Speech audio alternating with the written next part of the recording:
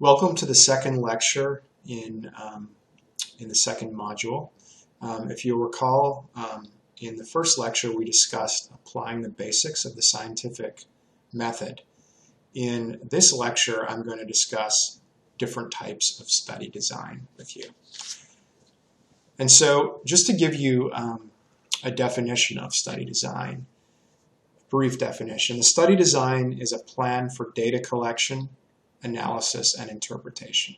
And so it's kind of like a formal plan or approach to scientific or scholarly investigation. And really there are two types of study design, observational and experimental. In observational study design, researchers observe and describe cases or relationships among variables. And so typically here we're talking about non-random assignment of participants, or even no intervention by researchers, so just observing what happens in the natural world. And this is most commonly the case, observational study designs are most commonly the case in healthcare research and social science, simply because we frequently can't do experimental designs where we randomize people to an intervention and non-intervention group due to ethical issues. For instance, epidemiologists, when they were studying the effect of tobacco use on cancer, certainly couldn't randomize people into smoking versus non-smoking groups. And so the second type of study design is an experimental design. And in this design, some or all of the study participants are assigned an intervention by researchers, and typically participants are randomly assigned to either the treatment intervention or a control group. And here we're talking about randomized controlled trials. Often you would read about drug companies doing these when they're testing some kind of new drug or medical device. And so we're mostly going to talk about observational studies. And within observational studies, there are two distinctions to make. There are descriptive studies and analytic studies. So descriptive studies tend to be exploratory, and here we're not really formally testing any hypotheses, and these are addressing the who, where, when, and what types of questions, and sometimes beginning to describe relationships among variables. This is typically the first step that you would do when you're analyzing data before you know what specific questions you should ask in order to test specific hypotheses. And so analytic study designs are typically used for testing research hypotheses that follow from research questions. And so these are used to address the how and the why questions, where we're trying to identify a cause and an effect.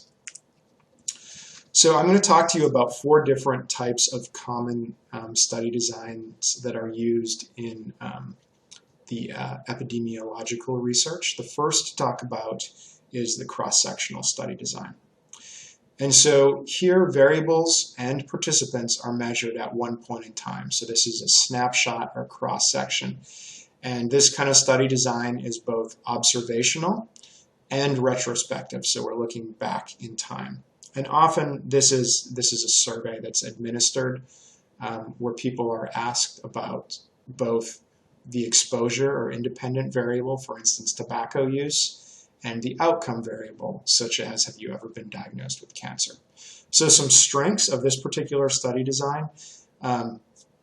Once the data are collected, several associations, all kinds of different associations from variables can be studied.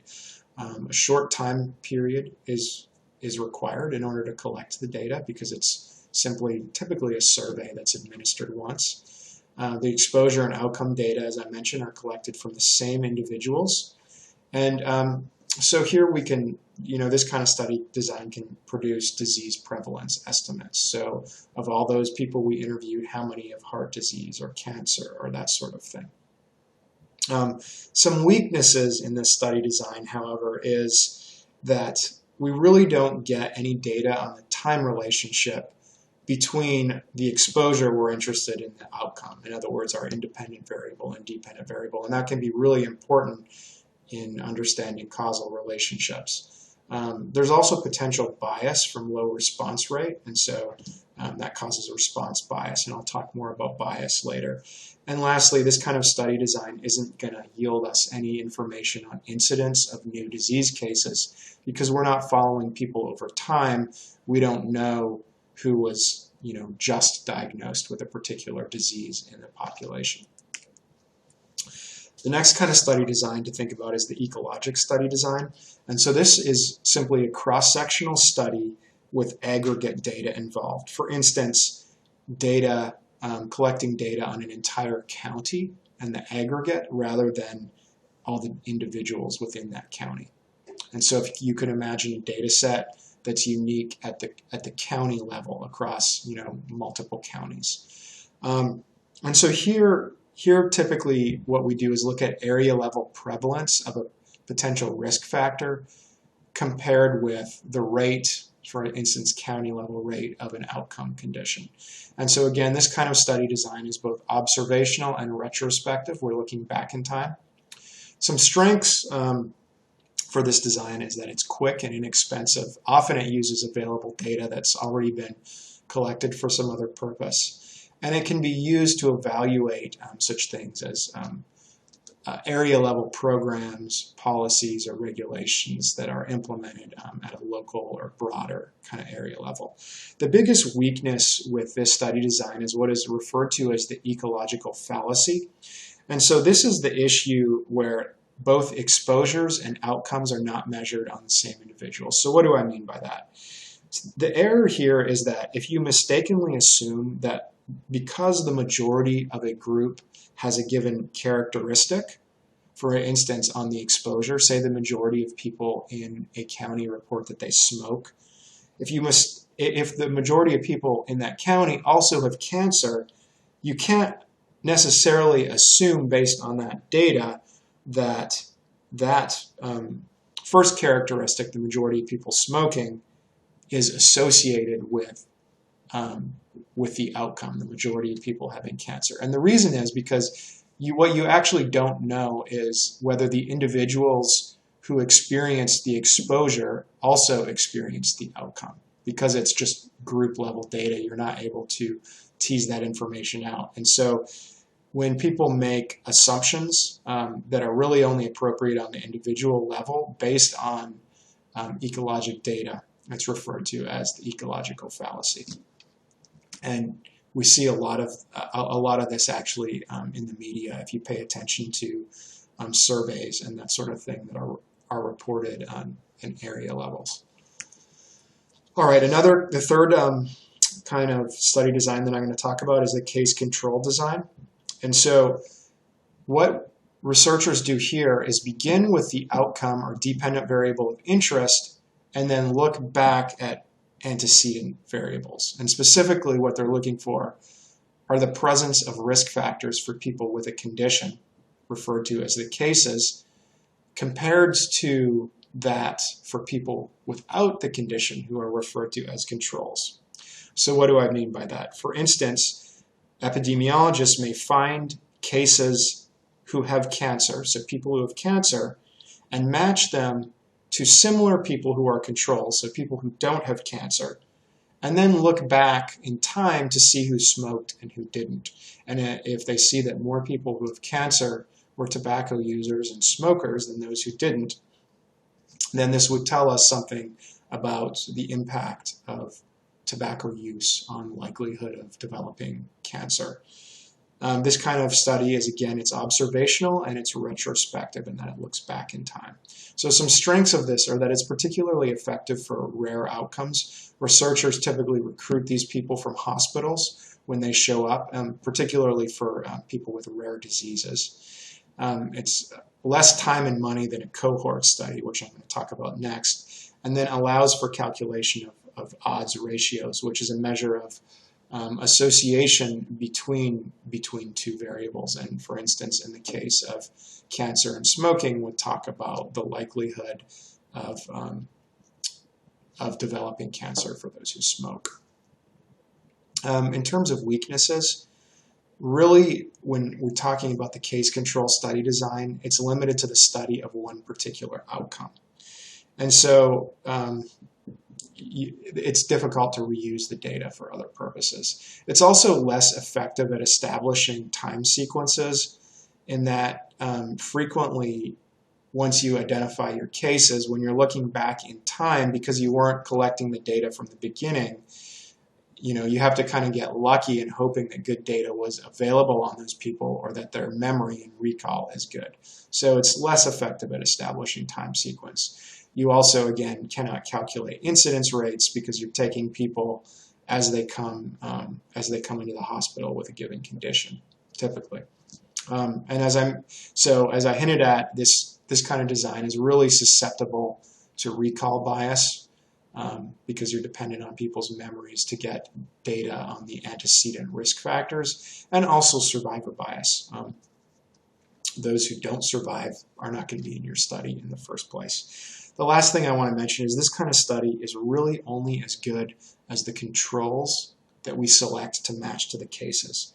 So the big question here is, can we say that the controls, people without the condition that the cases have, are the same in every way as the cases except for the fact that they don't have the condition? And that is really difficult, if not in reality impossible question to answer.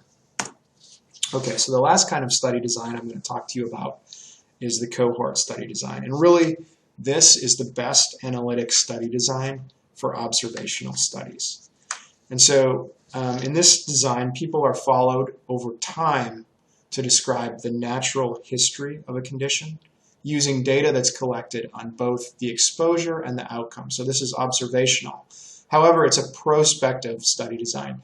A cohort of people is formed, and then the data is collected over time. And so that would be referred to as a prospective cohort study. And you can also have a retrospective cohort study. And so this is where you create a historical cohort that's reconstructed using data from the past. And often this is done with medical claims data where people go back in time, say, go back in 5 years and start with people who were available in year 1 and follow them through year 5. So it's historical data, but it's still a cohort study because the key fact here is that the cohort study is that you can follow people through time. So it's a longitudinal study design. One of the strengths of the study design is that you can establish a time sequence when it comes to events. So you can establish when the exposure or independent variable of interest was, and then when the outcome was. And so this really lets us get at cause and effect. In addition, several outcomes and exposures can be studied in the same data. You haven't selected these people based on exposure or outcomes. And so as you collect the data, you can study multiple exposures and outcomes. And importantly, because the selection of participants wasn't determined by the exposure or outcome variables, that helps us avoid and mitigate a lot of the bias that happens, the selection bias that happens in the kind of case control and cross-sectional type of studies. Also with cohort, we can assess incidence of particular diseases as well as the relative risk and attributable risk, which are epidemiological terms referring to assessing this, really being specific about the extent to which a particular risk factor or exposure causes the development of a particular outcome, such as a disease. Some weaknesses in this particular study design: large sample sizes are often required, and so this study design is really costly in terms of the time intensiveness required and money. Some of that can be mitigated if you use the retrospective historical cohort, assuming you have good data from the past that you can use. There's also potential bias caused by loss to follow up. So if you think, if you're studying people with particular disease conditions, as those people die, then you're not able to continue to collect data on them. If it's a survey, if people gradually over time, if fewer and fewer people respond to multiple waves of the survey, then you also lose those people to follow up as well.